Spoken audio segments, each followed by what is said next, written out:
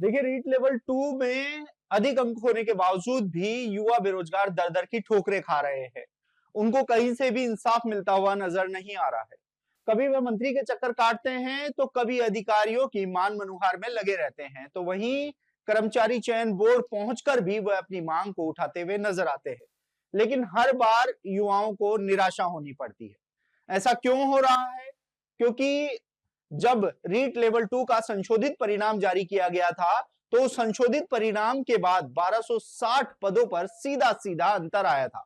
आपको बता दें कि 1260 चयनित शिक्षकों के बाहर जाने का रास्ता खोला गया था, तो वहीं नए अभ्यर्थियों को नौकरी का मौका मिला था और उन्होंने नियुक्ति भी पा ली है।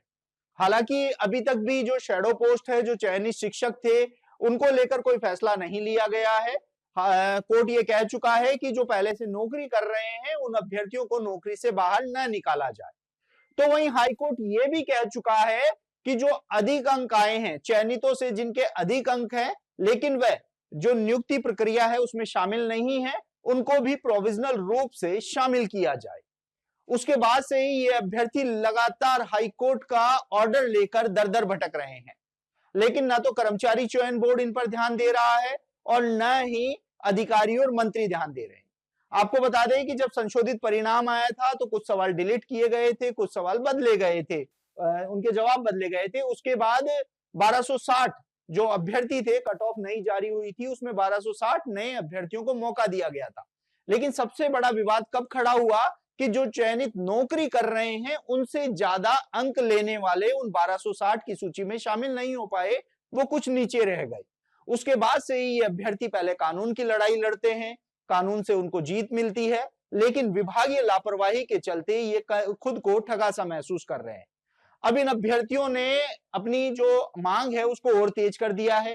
पिछले दिनों भी कर्मचारी चयन बोर्ड कार्यालय पहुंचकर धरना प्रदर्शन भी किया था, अपनी मांग भी उठाई थी।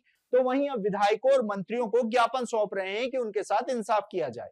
हालांकि इस कड़ी में कई विधायकों ने उनके समर्थन में पत्र भी लिखे हैं और सीएम भजनलाल शर्मा से मांग की है कि ये जो अभ्यर्थी हैं, जिनके चयनितों से ज्यादा अंक है, उनके साथ इंसाफ किया जाए।